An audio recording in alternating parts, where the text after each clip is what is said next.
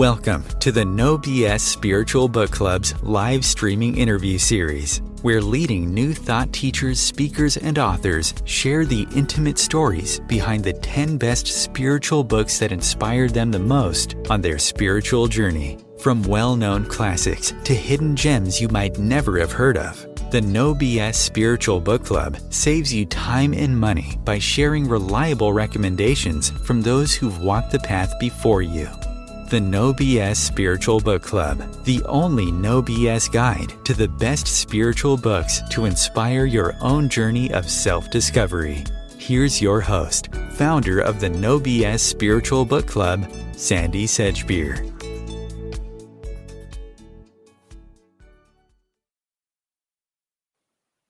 Hello, and with me this week to share the stories behind the 10 books that inspired her the most on her life journey is professional medical intuitive wellness coach and author Wendie Colter, whose trailblazing research in medical intuition has been published in the peer-reviewed Journal of Alternative and Complementary Medicine and Global Advances in Health and Medicine. Wendie is the founder CEO of the Practical Path, Inc., which offers intuitive development programs to clinical health professionals, complementary and alternative practitioners, and the public. She's an invited speaker and instructor at some of the premier integrative health centers in the US, and her accredited certification program, Medical Intuitive Training, has been pivotal in helping holistic health professionals from every discipline develop and optimize their inherent intuition. She's also the author of a truly important and eye-opening new book called Essentials of Medical Intuition, A Visionary Path to Wellness. Wendie Colter, welcome. Sandie, thank you so much for having me. It's such a pleasure to be here. It's good to have you, Wendie. Tell me about your relationship with books and the role that they have played in your life. Well, I think books, particularly spiritual books, have been pivotal in my spiritual development, and it was such a joy to create this list for you because it was a really fun walk down memory lane for me about how these books have really shaped my spiritual development, how they've opened my mind, and it was just a delight. Was it difficult to just come up with 10? Well, yes, it was I'm sure everybody says this. It was definitely difficult to come up with 10 because so many books are so pivotal.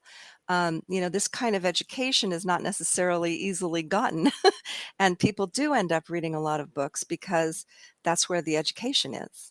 Yeah, absolutely. Yeah, the hardest part is which one am I going to pick? And usually I tell people that, the ones that you really feel moved you along on your journey. Yes. So let's start with your list, and opening your list is, my God, is this a classic? And it shows up again and again and again, as it should. And it is Ram Dass's Be Here Now, which was published in 1971. Yes. I would call this probably the first spiritual book I ever delved into as a kid. And as a kid, it was on my parents' shelf and I saw it and I grabbed it and I was just fascinated by it. Now, Ram Dass, of course, was a very wonderful Buddhist spiritual teacher, and his book Be Here Now is just fun. It's full of pictures. It's full of anecdotes. I mean, it's just for a kid to look through it. I just thought the pictures were hilarious. And reading the material, just kind of formed a little bit in my mind about, what presence is, what immediacy is, what be here now means. It was just one of those fun books, a very esoteric book. And I kept that copy and I kept it until the pages fell out and only recently, bought a new version of it. Did you read it later on properly as a grown-up? I did. And actually, I went back to it again and again over sort of the years because it is so full of pearls of, spiritual wisdom, really, and how to be present in your life and not let the cacophony of life kind of take you off track. Yeah. It's really quite a phenomenal book.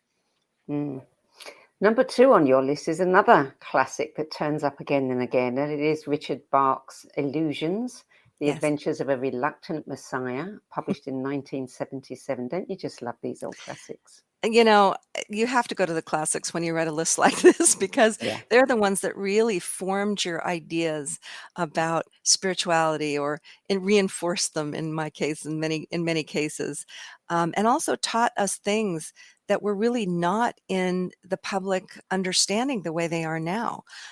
Illusions is about manifestation and the law of attraction, really, among other things. And that I found that so fascinating, when I read it years ago, because it was an idea I hadn't thought of before. Can we use our minds to create? Can we create a blue feather? Can we actually do this? And that was very stimulating to me as I think a preteen, and Jonathan Livingston Seagull and all those books, all the kids read. And I just thought this one really stood out, particularly because of the dream state imagery as well. A lot of the characters' insights come through his dreams. And I thought that was really interesting. That was actually happening for me as a child. A lot of insights and intuition coming through dreams. Well, and he really was a reluctant messiah, but he had to share it, didn't he? Well, you got a message, you got to share it. Absolutely. Number 3 is a new one to me. Never heard of this one. And when I was looking it up, I thought, oh, this sounds very interesting. Kinship with All Life, J. Allen Boone, published in 1954. Now, so here's a little story. In Los Angeles, California, where I grew up, there was a phenomenal bookstore, a New Age. It was like ground central, right? It was ground zero, I want to say, for New Age in Los Angeles. And as a teenager, I got a summer job working in that bookstore, and it was chock-a-block. It was phenomenal. It was built into this old house.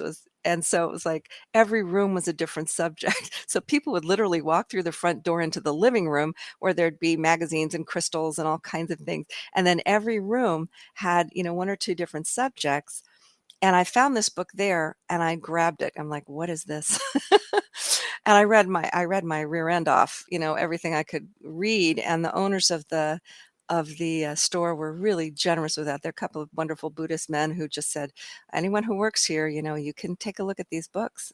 And they were really interested in sharing that wisdom.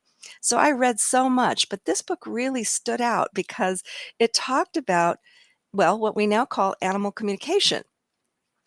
But this was a gentleman in the 30s who was an animal wrangler, I believe, for film and television. I think he worked with some of the famous animals in movies, right? I guess it would be not television at the time, but film.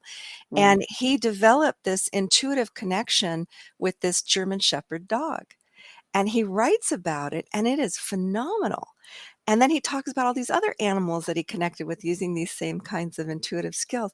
And I was just blown away by that. Partly because I had a dog at the time, and he's one of my most wonderful spiritual mentors. And I started using these techniques with my dog, and we developed this incredible intuitive relationship that people were amazed at. I used to be able to stand in one room, and with my mind, with sending information, I'd say, okay, come and sit, and then lie down. With not saying any words, he'd come and sit and he'd lie down, and we could do all that, all day long. And that was part of that animal communication that this book really presented. Apparently, he talks about speaking with Strongheart, the actor dog, and Freddie the fly. Freddie the fly. That was mind-blowing, wasn't it? Yeah, He had an intuitive connection with the fly and got it to land on his finger on demand, on request, I should say. That kind of, there's a book I really wanted to put in, which I didn't have room for, which was the Findhorn book about the Vedas, because it was very similar, where you communicate with the animal world and request, lovingly, that they don't eat your cabbage or your, carrots or something. And he was doing that with the fly. He was having this wonderful relationship. I've tried it with flies, but I haven't had much success yet. Sometimes they don't listen. No, sometimes they don't. Now, you're talking about the Bodhi tree, of course, aren't you? Yeah, Yeah. did I not say that? Oh, I'm sorry. No, The no. Bodhi Tree Bookstore, which Yeah. unfortunately is no longer in I Los thought they Angeles. moved it They recently. moved it, and it went to an online store fairly certainly over Ah, COVID, and so it became, unfortunately not available in brick and mortar, which it was such an important place to be, oh, it was. through the '80s, '90s, on And until beyond, and and beyond. beyond. It I was a remember seeing so many teachers speaking there. Yeah. I meant Mm, to say that earlier, I'm sorry I didn't. But yeah, the Bodhi tree is classic, and I was very lucky to have worked there, and I had many spiritual experiences there. mm. And of course, growing up in California, you also had the good fortune to meet the author of your next book, which most people will gasp over, and that is Louise Hay. Yes, Louise, dear Louise. Mm, The book that I chose for her was actually not even a book yet, and I don't think you can find the visual anywhere. It's Heal Your Body. Now, she had, before she published that book, there was a little blue pamphlet with some, not all, of the information in that book that was circulating amongst the spiritual community in LA. And I got one and I read it and it blew my mind. I mean, now we know about mind body, right? But she was such a pioneer of this thought, and yeah. her own experience with her own healing led her to these, spiritual awarenesses of where a physical manifestation might have an energetic or emotional root. Such powerful work, really. And if you want me to tell the story of how I got Yes, to please meet her, do. wonderful person. A dear friend of mine was one of her assistants, and he said to me, Wendy, you've got to, this was the mid 80s. He said, Wendy, you've got to come here and come to these in her living room. She's having these meetings, and you got to see this, because he knew I was interested in all the spiritual stuff. And I came down, and this was when she was working with the AIDS community in Los Angeles. So it was a room full, about 25 or so people, mostly young men, mostly gay men. And she would give a talk, and then she'd bring out all the crystals and gongs and things, and someone would volunteer for a healing. Now, I'd never done healing work before in my life. I'd read about it, but I didn't know anything about it. And she'd say, okay, just put your hands out or just use your intention to send healing energy to this person. And we did that. And it was like, woo, you could feel the energy in the room. You could feel it coming towards whoever was volunteering for a healing. It was just a whole other world opened up, really, for me. And I was Mm. very grateful to have been a part of that. Wow. Yeah. I mean, I imagine at the time it was amazing, but looking back on it, you realize how amazing it was. It really was. And Yeah. really, shortly after that, she became this, juggernaut of publishing, Mm, maven, whatever you want to call it, an empire, which has really changed the world. When you look at Louise Hay and the work she's done, and you kind of step back from it, she brought more spiritual mind body, whatever you want to call it, biofield authors to the public awareness. I mean, world awareness, as we all yes. know, than anyone else single-handedly. Well, I'm sure she had help, but this was her idea. Yeah. We really owe her a huge debt of gratitude. Indeed. Yeah. Book number 5, another healing book by another well-known person, Deepak Chopra, Quantum Yeah, Healing, yeah. Exploring the Frontiers of Mind-Body Medicine, published in 1989. Well, this book kind of changed my life in many ways. It's a wonderful story. He tells about how he came as an MD, medically conventionally trained doctor, and also Ayurvedically trained. I think that might have been later, but how he came to mind body awareness, and what he started working with his patients on how to use their minds to heal their bodies. And he writes about it in such beautiful way. And, he's a real scientist with all of this. He explored it, he practiced it, he tried it. He talks about anecdotal stories about his patients healing. And my story with this is, when I read the book, not long after I read the book, my body developed a little benign tumor. And I remember, I'll never forget this, going to my doctor's office and saying that she can examine me. She said, okay, it's dysplasia. It's not, it's like just abnormally kind of cells, but not not cancerous. She said, let's remove them, and let's remove the tumor anyway. And she gave me this 2-week window to, before the surgery. And I remember sitting in her office going, I just read this amazing book about this doctor who's helped his patients shrink their tumors by using their minds. And, she looked at me like, how dogs do that thing where they're like tilting. They're like, what are you, huh? She gave me that look. It was hilarious. And I think she said something like, it probably won't hurt you.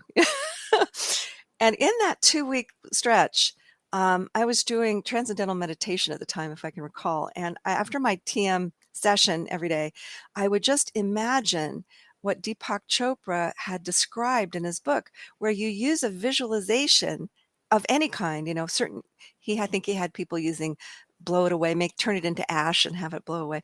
Well, I picked this image because I'm silly. I picked this image that would make me laugh. And the image was, I hate to say this, I don't know if I can say it. It's like scrub brush with bubbles. There's a big commercial in the US with happy scrub brush and happy bubbles, and they clean the sink and they just love it. And I thought, well, now that's a fun image. And so I used that in my mind's eye, scrubbing away this little tumor. And I didn't think about it. I didn't give it any further thought. And 2 weeks later, in the pre-op, I hear the doctor gasp, and I'm thinking, all right, Wendie, you're done for. Whatever you did, it was wrong. And she said, what did you do? I'm like, what happened? She said, it's half the size. It had gone from about the size of a nickel to the size of a pea in 2 weeks, and it wasn't that kind of tumor. It wasn't going to do that. So she was kind of blown away. I remember after the surgery, Sandie, I bought a copy of the book and I gave it to her. Oh, did she say anything afterwards? No, I didn't. I wasn't in touch with her after that, but she kind of looked at it and went, I thought, okay, another doctor who might think about this. It's interesting. I don't know if I've shared this before, but that particular book at that particular time when it was published, Yeah. I think he was in England. He Oh, made a trip to England. He was completely unknown there. And I was working for a magazine, and the editor said to me, oh, there's this guy called Deepak Chopra, and he's written this book, and would you like to go to it and interview him? And I went, yeah. Turned it down. did you really? Oh, how funny. I did. Oh, isn't that funny? Yeah. Well, but I regretted it when I read the book years later. Yeah, that book really caused a lot of waves, a lot of places. And because he was an MD talking about such esoteric spiritual information and how we are not just these mechanical bodies, I mean, he another pioneer. You just have to give these people their kudos, because regardless of what you think of the information, they change the world. They change people's thinking. Absolutely, they do. Yeah. Absolutely, they do. I wish I'd known that beforehand. I would have definitely gone. That's a So, funny story. book number 6, another classic, Caroline Myss, Anatomy of the Spirit, The 7 Stages of Power and Healing, published in 1996. Well, most medical intuitives would point to that book as their, kind of bellwether. And, she's really the mother of this skill. She's not the first medical intuitive in the United States, but she is the first that really brought it to public awareness, along with Dr. Sheely. And these two people actually coined the term medical intuitive. It hadn't existed before then. I remember reading her book. Actually, I didn't read her book. I was given her workshop cassettes of her book. Either it was her workshop or it was her reading the book. I can't recall. But a friend of mine, and this was cassettes, right? So this was back then. A friend of mine gave them to me and said, you've got to listen to this, because I think that you're doing this. Because I was doing energy healing. I was kind of getting my feet wet, seeing into the body. I was just practicing. And I listened to those cassettes and I thought to myself, this is what I am. This is what I want to do in life. And I didn't follow that road for many, many years, but that book was really seminal and pivotal in my awareness that there's actually a skill set, there's a name for it, and there's a practice for it, right? It was really eye-opening, and her stories are phenomenal. I mean, she really is. She's kind of I don't even know how to say this. She's the basis, I would say, of modern medical intuition, her work. Yeah, yeah. Yeah. absolutely she is. Yeah, very interesting lady. It's interesting how you've got a list that's, you know, 3/4 really real classics, well known, and then there's a couple thrown in that aren't so well known. Now, I had never heard of the next book, although everybody knows about the author, of course, Jane Roberts, and it was Ah, The Education of Oversoul at 7, which was a trilogy, fictional trilogy yeah. that she wrote. Yeah, this was the first of 3 books, and I read this before the other 2 books came out, I think. Maybe I just didn't know about them, but this book blew my mind.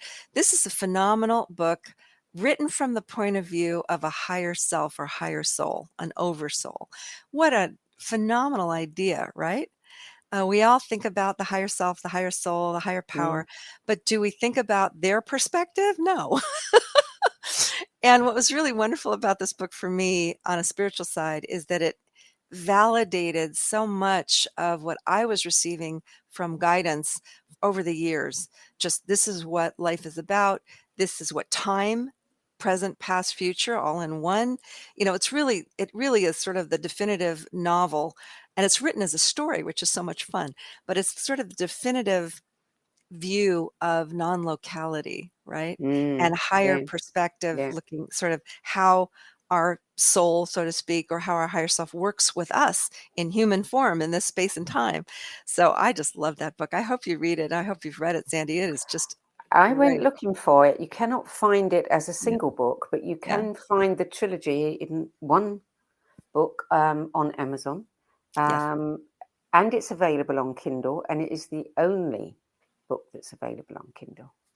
Oh, Yeah. that's When I interesting. was looking at many of the other books as well. So really interesting because I peeked into the, you know, have a little look at the book now, and he actually gets to meet several incarnations of himself, looking Yes. backwards from the oversoul, doesn't he? Yes. And communicate with them. Yes, and what's wonderful, I'll give you your listeners a little hint, is that he's looking this oversoul, who also has an oversoul, by the way. He's working with all of his human incarnations from different lifetimes in different time and space, right? And he's working with them all together in one space and time. And there's a point in the book, I don't want to spoil it for anybody, where it's like you've read and it's a very lovely story. All the characters are beautifully drawn. They're very compelling. And you get to this point in the book where it kind of starts to come together. Honestly, I got to that point in the book where they're talking about past, present, and future as singular time, like non-locality. And I felt my mind just like, "Ooh," like, I think I just got something I hadn't known before. It was Mm, wild, and I love that book. I actually asked my students to read it. It's just so perfect. yeah. Well, I'm definitely going to have a look at that one. So number 8, again, a very famous couple who've done so much for the world. Jerry and Esther Hicks, Ask and It Is Given. Learning to Manifest Your Desires, published in 2004. Yeah, that again, another classic, and I'm sure it shows up on many lists. The Abraham work. Not as many as you might think Oh, or hope. really? Oh, Mm, that's interesting. I mm, consider the Abraham work to be pretty much the foundation of so yes, much of today's yes. understanding. Law of attraction, Yeah. what manifestation is, which Richard Bach wrote about, in illusions. This is not new information, but I think it was new to the public in terms of a movement or an idea that really captured people's imagination. Does my mind have the power to influence my reality? How can I manifest? And reading that material, it was challenging, honestly, because it challenges your own sense of your power, what you actually can do in life, right? And, everybody has a thought about it. Everybody has an opinion about it. Another book I really wanted to put on this list was Man's Search for Meaning. I don't think I Yeah. put it on the list, No, which you is didn't. the same idea of wherever we are in life, what manifestation choices do we have? How can we affect our reality one way or another? And Abraham Hicks really has the template for it, like the blueprint for it. You can listen to the material, you can read the books, you can practice it yourself, which I always encourage my students to do. Don't take my word for it. Don't take anyone's word for it. Practice it. See what Yeah. happens. From that material, I used to, with a dear friend, teach abundance workshops based on law of attraction. And our students would come back with these fantastic stories about what they were able to manifest for themselves just by thinking about it, So Yeah. it's really Yeah. profound work. Very, very much so. And probably the best of all that's emerged since. Yeah. Yeah, I would agree. Yeah. Yeah. So number 9 is called one of the 4 essential self-help books available today and regarded as the granddaddy of addiction tomes, Codependent No More, Melody Beattie, originally published in 1987. Yeah, no, that's a psychology book. And the reason it made my list is because, number one, it was very important for me in my life, with a number of other books that really helped me understand my emotional motivations in life. My history, my family life, and what I brought to relationships. And her book is just so well written and so easy to read too. Now, why I put it on the list also is because in my work as a medical intuitive, one of the things I look for, aside from the physical body stuff, which is what all medical intuitives would look for, how it goes on, what's going on in the anatomy and the physiology, I'm also looking at life history. Now, life history has so much to it. It's so rich, but the early life experiences, our early wounding, our early traumas, you could say, or traumatic life events, inform all of our ideas about who we are, how we are, what we can do, what we can't do, what kind of relationships we have, what kind of health we have. And that's where the medical intuitive part comes in. But it is so rich and so deep. When I read that book, it made me understand even more what I was already seeing in people's energy, right? Why do people have trouble in relationships? Why can't they have a career they want? Why do they feel stuck or stifled? What are the beliefs that are going on in here? And she doesn't address it that way, but that's what it is. And what's really fascinating about that book is the research that's been done in psychology on adverse childhood experiences, right? They call them ACEs, where Yeah. they found that early life traumatic events can lead to later life health issues that you wouldn't necessarily put together. Respiratory issues, cancer, Mm. diabetes, not just genetic things, but things that are triggered by trauma. Yeah. So that's really why I found that book so powerful for me personally, but also in the work that I do. It really validates it. Mm. Wow, it must have given a whole other dimension to your work.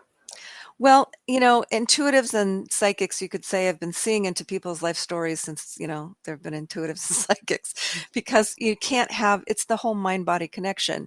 When there's a body issue, there's a mental, emotional, and spiritual root to it as well. Yeah. And that's what we look for, is not just the physical, but all those other aspects. And it all has to do with our life experience. It just does, So there you go. Mm. Well, what do you think about the notion that we choose our life experiences? And Well, how you does won't. that play out? Well, that's the spiritual side. And Mm. again, Neil Donald Walsh's books, so many books that talk about what happens between our lifetimes, what happens in the Akashic records, what does all this mean on a spiritual level? Why did I choose my family? Why did I, if that's what we choose to believe, that we actually made a conscious choice from our higher perspective, what is the lesson here? And Yeah. that's really where that's the information that seems to be the most wanted in a medical intuition session. Why did this manifest? Why did I choose this? Why did this happen? And what do I need to know for my own spiritual development to move forward? It's really quite deep.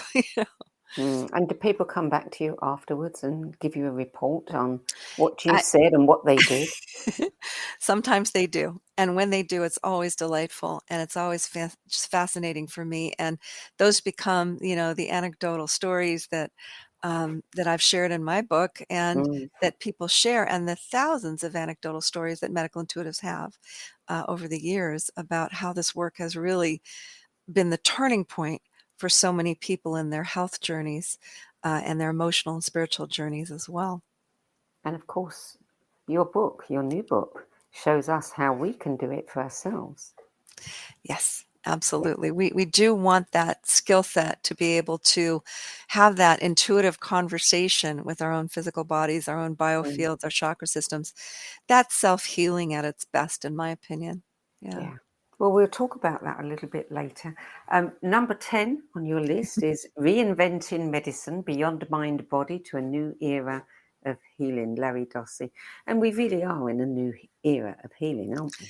Well, we're moving towards it. And I would say the last, 40, 50 years of mind-body understanding has helped us get to this point where medicine, conventional medicine, is actually considering mind-body practices. And actually, that not just considering, the VA in the United States, the Administration, actually has an entire program on mind-body practices. They are way ahead of the curve. And in the United States, the National Institutes of Health have a section, a department called Complementary and Integrative Health. So they are looking into and researching all of these phenomenal mind-body practices for the efficacy of them. And they're finding that it's effective, So we are really entering what Larry Dossey calls Era 3 medicine. Now, this book, Mr. Dossey has written, Dr. Dossey, I should say, he's an MD, has written so many books about non-locality. And this is actually one of his earlier books.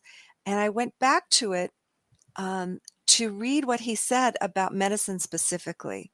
And he has a lot of stories about intuitive medicine. And actually, I was very lucky and blessed to have him endorse the book. He's got the quote on the cover, and I did an interview with him for the book and really queried him about this Era 3 idea.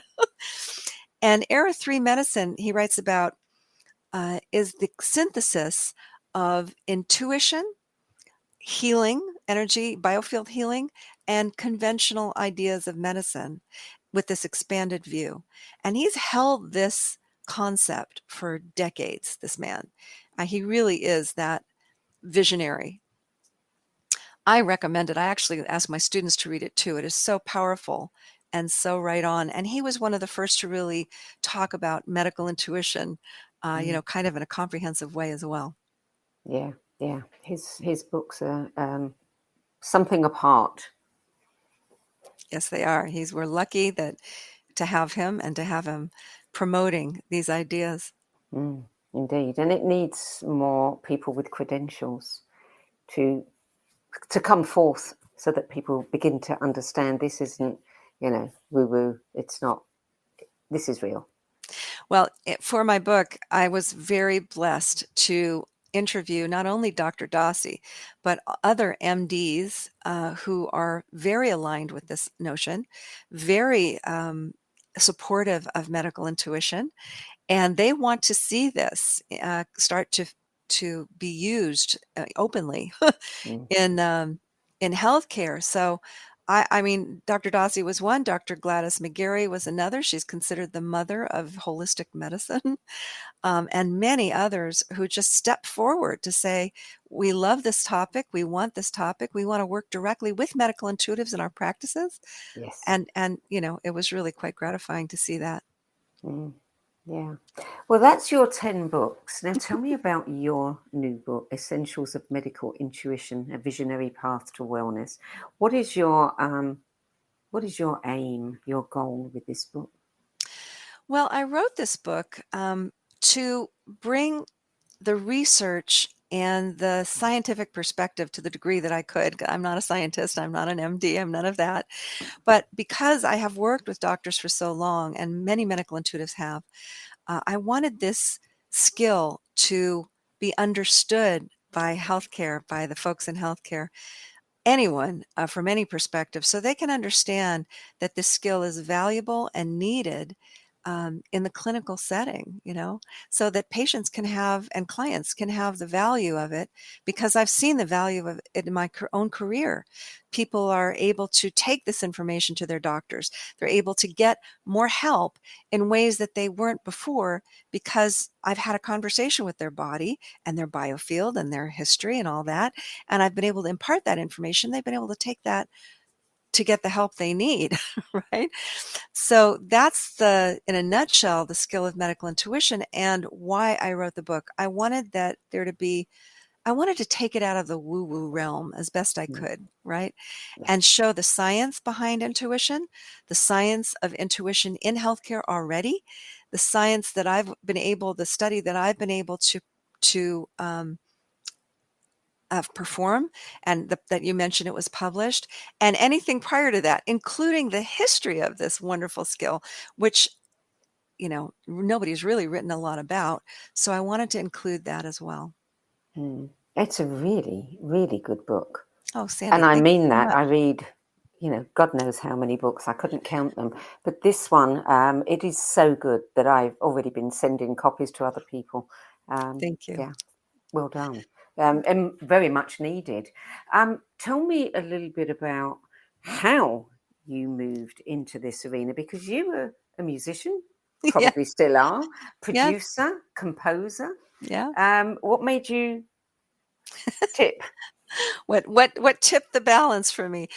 So my background, if anyone looks me up online, is they'll find a lot of my history in music. I grew up in Los Angeles. I was a musician for many, many years, a singer, songwriter, and performer, and also a composer for television and film.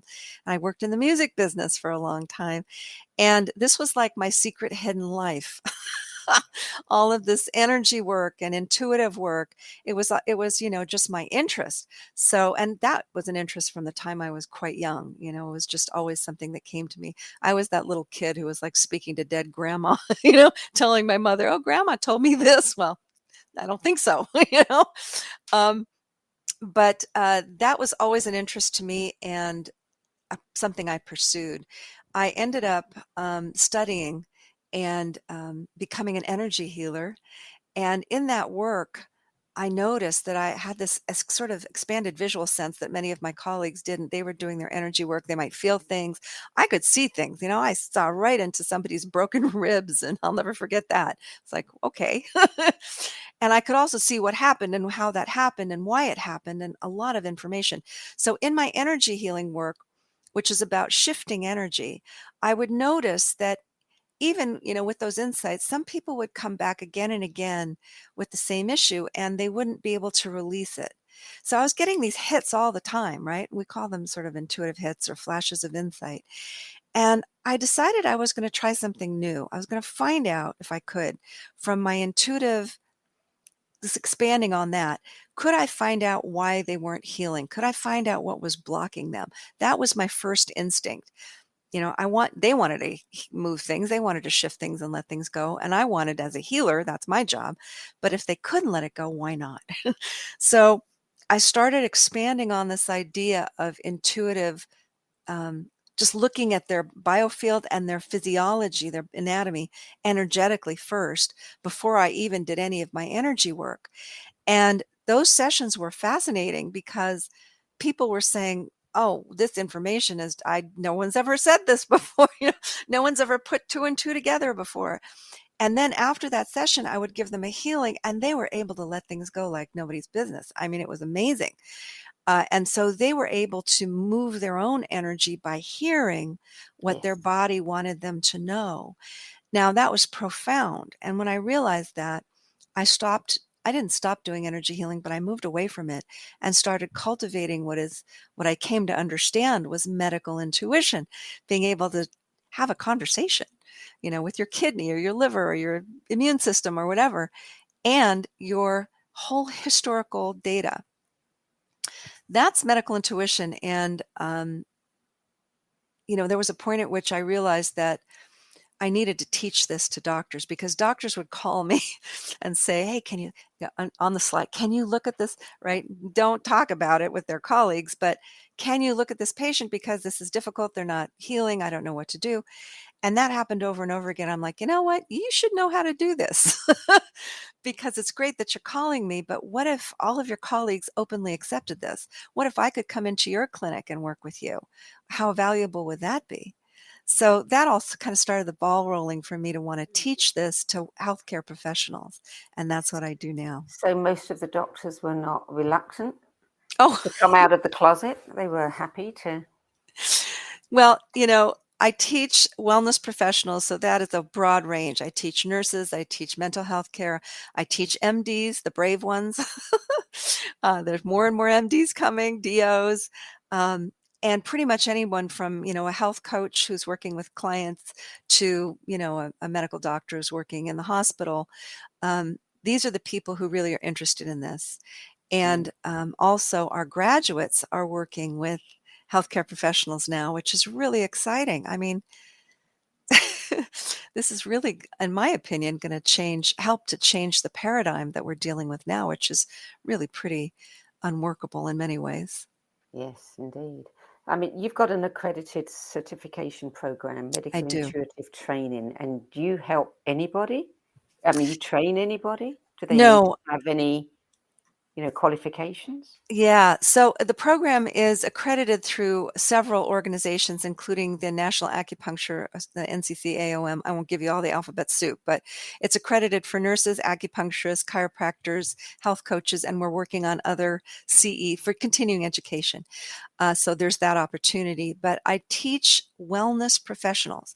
And again, that's a broad range, and it allows these people to bring this skill into their clinical setting, right? So that's the exciting part to me. And so I stopped teaching lay people a long time ago because it made more sense to me that the skill be used in our existing paradigm of healthcare to help really move things forward. Yeah, yeah, Now, yeah. I will say, just so those who are listening don't get discouraged, I do teach a workshop that is open to anyone and everyone who wants to create that mind-body connection. And in my book, there's a whole chapter on these skills. And in the workshop, it's called Medical Intuition for Healing. And that workshop gives you hands-on experience in really opening that line of communication. You get to talk to your body and pay attention to it. It'll tell you all kinds of things. It will indeed. It will indeed. I've done it. Yeah, Oh, good. Yes. yeah, Yeah. and Yeah. it is quite surprising what you can learn. Um, Yes. yeah, when things pop up that you never would have considered, then you've got some proof. Well, here's what Mm. I say. The body has its own logic. Our logical minds, we think very linearly and A plus B must equal C or 1, 2, all that. But the body doesn't have that kind of logic. It has a very different kind. And you're absolutely right. Those connections may not make sense, but to the body, they make perfect sense. Mm, yeah. So, I mean, in America, the health system is quite different than it is in the UK. And in the UK, as many people well know, it it is falling apart at the seams. It's just reaching an impossible place. And Mm. I think it's got to be rebuilt. And in that rebuilding, we really do have to bring the integrative into it.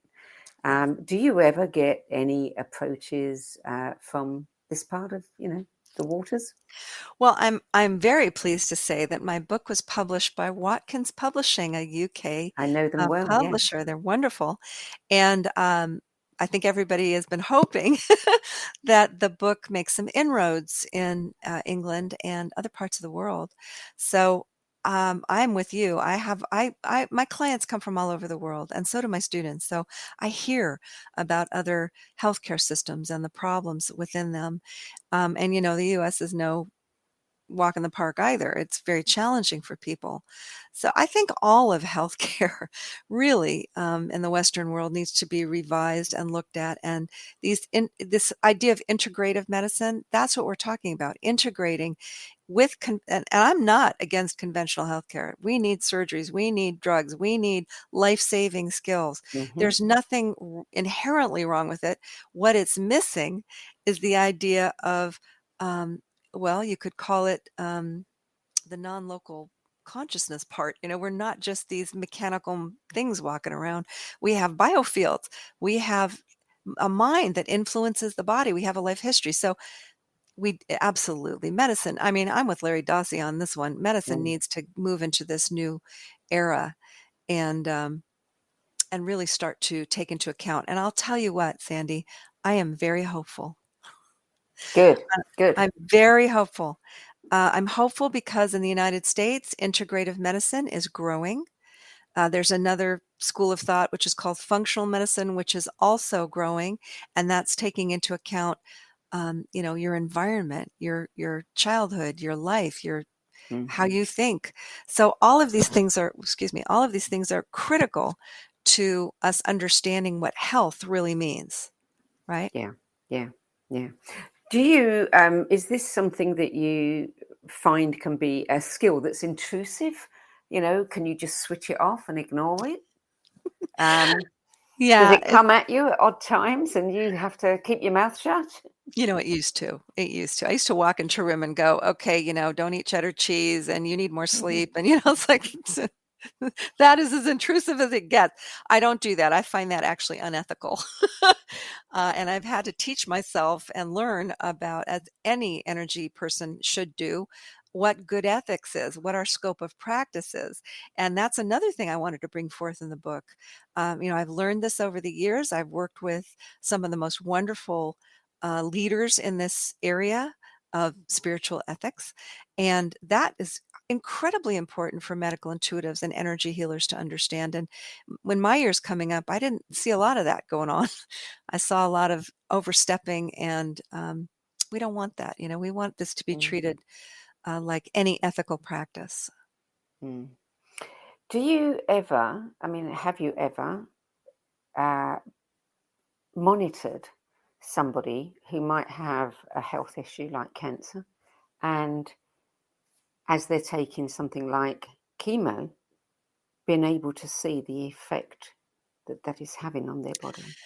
What a great question, Sandie. Really, I would love to be able to do that. And that would be a really good subject for a study. Yeah. And and this is the first people are going to hear of this, but I'm very pleased to say that after the research that we did in 2019, which was published in 2020, there was a lot of interest in medical intuition, and I'll tell you why. That was the first published study in over 20 years on medical intuition, and our results, and I won't go into it unless you want me to, but our results were Please do. Oh, let me give you a little thumbnail. When I looked into the history of the research on medical intuition, and you'll see this in the book, there's like nothing. That's not true. There are some, and some of them were done, I think the last one was done in 1997 or something, or 2000. It's been over 20 years. And most of them are inconclusive, and some of them are just, like bad, not good results. And there's a lot of reasons for that. One of the reasons for that is that medical intuition has been kind of a, you either have it or you don't, or you've studied with a mentor. Where's been a program where people can really learn this other than Carolyn Mace's, and she's not teaching anymore, which was really one of the reasons I started my program. I couldn't find anywhere to study. I lost my train of thought. Oh, yes. So the studies that have been done have been inconclusive at best, although promising, very promising. So when I looked at all this, I'm like, my graduates are getting, we know we're getting good results. They have to fill out case reports. They do practicum work. I mean, they do a lot of hours, and we keep records of all of it. And the results have been phenomenal. So we thought, okay, let's try this. So we put together a survey, and I say we, meaning myself and some of my colleagues at University of California, San Diego, who were interested in helping me develop a survey for this. And we just decided to use 5 of my graduates and whoever in the community wanted to participate. We did have a nice small cohort, but some of the people, we had 67 participants, and some of them were from the UCSD Medical Center, which we were really pleased about. But we had no access to their medical records, so we needed to do this blind, which is how we work anyway. We work blind. We don't have any prior knowledge. The medical intuitives gave everybody a session. We always have our eyes closed. It's an eyes closed process. Again, no information other than their name. And what we got was the results were 94% accuracy in the valuation and location of their primary health issue, which is kind of blew us all away. 94% accuracy, no prior information, nothing, no visual cues, none of that stuff. The other, we also had 98% accuracy in the description of life experience that may have led to this health issue. The participants said, yes, that was either that happened or it was possible or probable. That was a phenomenal result. The other, and there were many, many more results, which I talk about in the book, but the other one I want to point out was we asked them, do you have a known diagnosis? Remember, we don't have access to their medical records, and about half of them did. In the session, we asked, how consistent was your medical intuitive with that known diagnosis? Now, I want to point out, medical intuitives do not diagnose. We don't use that kind of language. We're not saying you have this. What we're describing is how the body physiology and anatomy is reacting. That information is what could potentially a doctor could use to diagnose, right? So we don't do that. We describe. So in those descriptions, the participants said, yes, they are 94% consistent with the understanding of my known medical diagnosis. Now, that result perked all of the doctors' ears up. They're like, excuse me, what? Because that's not so anecdotal. That's like, okay, you know, if we had your records, we could corroborate that. So that was the study that was published in Journal of Alternative and Complementary Medicine. And because of that study, in that exploratory qualitative study, we have the opportunity now to partner with a very well-known, prominent research organization in the U.S. to further study this. And we're hoping to do some definitive studies and to see how it can work in the field. And what you mentioned, Sandie, I know I'm long-winded here, but what you mentioned about following the body's progress is something that has been brought forward in terms of COVID and long COVID. So what you just described is a new thought, and I will definitely bring it forward. It really is where medical intuition can help, because we see connections that medical science may not make, and that's very common. I mean, I was seeing things before there were even medical terms for it in the public awareness. I saw them in people's bodies. What does that tell you? That tells you that we can be in research, we can be in healthcare. You know, there's a lot of places we can contribute. Absolutely. I mean, you think about cancer treatment as it is right now with immunotherapy. They are making incredible strides with genes, looking at your genes and seeing whether something, you know, is going to work for you or not. Yep. You know, how much better would it be if you could actually confirm that? You know, this chemo is not going to work for that person, but hey, that mix might. Well, what I loved about writing this book was that the doctors that came forward have basically painted the picture. If we could bring medical intuitives into healthcare, that would save so much, well, from their perspective, time and money, because we can look and see what could potentially work, and we can help them create the diagnosis that might be accurate. So, you know, and one of the things I'm so excited about, I have to share, is in chapter 5, a wonderful doctor named Dr. Mary Cohen. She's a New York doctor. She's a integrative health MD, and she actually works with a medical intuitive in her practice. And I was so honored to speak with her and have her and her medical intuitive describe what they do, because their model is what I've done under the radar with doctors forever, but not with the patient in the room. So the three people get together, Dr. Cohen, her medical intuitive, and the patient, and they work together, really. The patients love it. They find that combination so valuable, so potent, and their healing stories are phenomenal. And I was able to interview 3 of them, and for the book, it's just a mind blower what can be done. So I was really happy to see that, because I said to Dr. Cohen, this is what we want. Well, when you think about the placebo effect, and you know, they know pretty much the accuracy of it, and I think it's actually being studied now at one of the major universities. Oh, a lot. Yes, and not before time. I mean, how they could have ignored that is, you know, ridiculous. But if you think about being able to tell someone, you know, describe what's happening, describe what they could do, then having that in their head, you've already convinced them that you can do this. Now they're going to pay even more attention and have even more belief in what you're saying that they can do, the efficacy of it. And that's going to increase the placebo effect, manifold. I know. It's always hilarious to me when people denigrate this work as the quote placebo. What do you think the placebo effect is? Yeah. It's incredibly powerful. And the studies that they're doing at Harvard and Duke University and all these, the major educational medical organizations in the country, they're finding the efficacy is, I think the one I saw was like 72% effective over. Well, what does that mean, right? It means that our belief systems, our beliefs about health inform our health, Of course. right?